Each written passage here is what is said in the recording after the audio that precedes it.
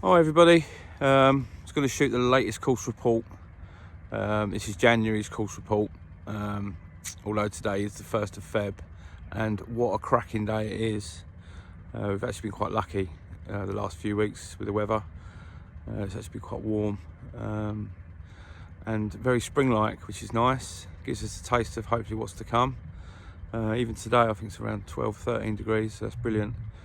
So I'm going to run through what we've been up to on the course sort of the last 4 weeks, what's coming up in the next 4 weeks, and then obviously if you've got any questions, either leave them in the comments or see me out on the course.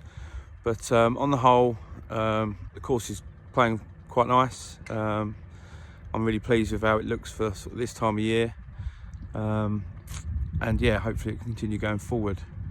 So we'll do our normal sectional stuff, and then like I say, yeah, if you've got any questions, ask me at the end. So to start with the weather, January's been really quite nice, to be fair. Nice for us green staff.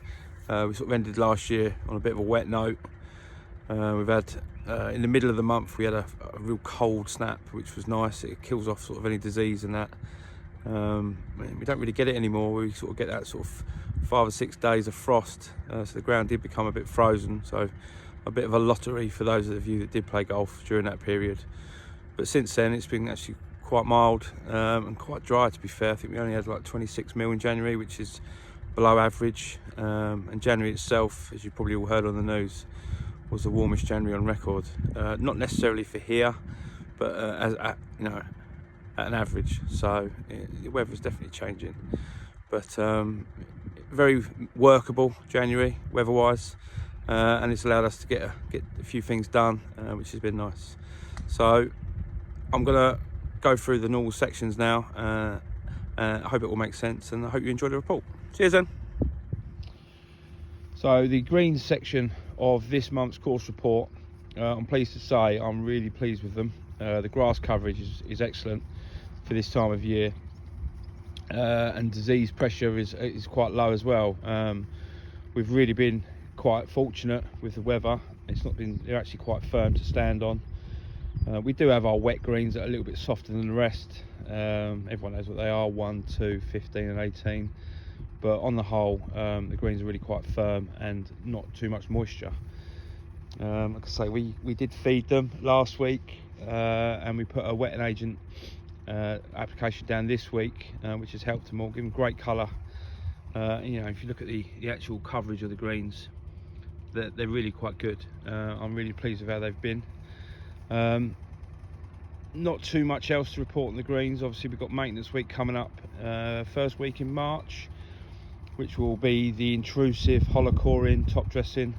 It is a bit of a shame that we've got to spoil these greens, if you like, but at the same time, as you all know, it's so worth it moving forward. The only negative side to the greens at the minute, this one's not too bad, being a long par 3, but the pitch marks is getting beyond a joke, really. I'll put another short snippet of video on this report about how to repair pitch marks, but a lot of people aren't doing them. What you do find as well, this green, perfect example, is balls that pitch on the green and then finish off of it. People think they haven't actually created a pitch mark. I'm taking you to one on the back of the 11th now, which has clearly come from the 10th. So that's obviously a tee shot from the 10th that hasn't ended up on the green, so they haven't thought to repair those. And it's little things like that. If you hit your shot onto the green but it does roll off, please be mindful that you've actually created a pitch mark still, and to repair them. But other than that, the greens are excellent really for early February, and I'm really quite pleased. So we're on the 14th green. We found 2 pitch marks very close to each other. So what I'm going to do is a quick lesson of how to actually do a pitch mark. And I know it sounds a bit patronising, but so many people get this wrong. I've got a pitchfork here, and you put it in round the side and you push into the middle like that, and then you get your putter,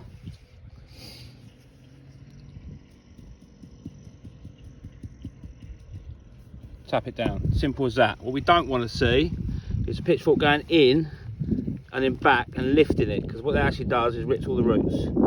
So it's in and not up. Simple as that.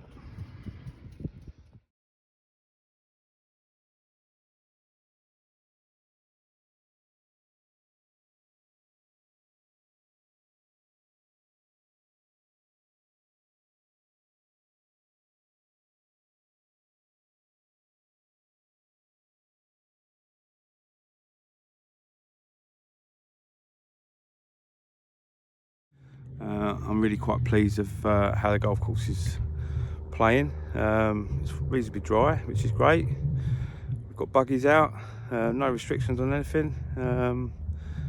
Yeah, really good for the 1st of Feb. Obviously, a glorious day here today. Many more of these would be nice. Work that we're doing out in the course, obviously I've attached some pictures for you to see, so just to run through those quickly. We have done a lot of tree work, a lot of sort of limbing up, so we're taking all the low branches, all dead wood out. This is for a number of reasons. Obviously playability, miles better for the golfer, maintenance for us, especially in the summer months when we're trying to get the rough cut as close to the trees as we can.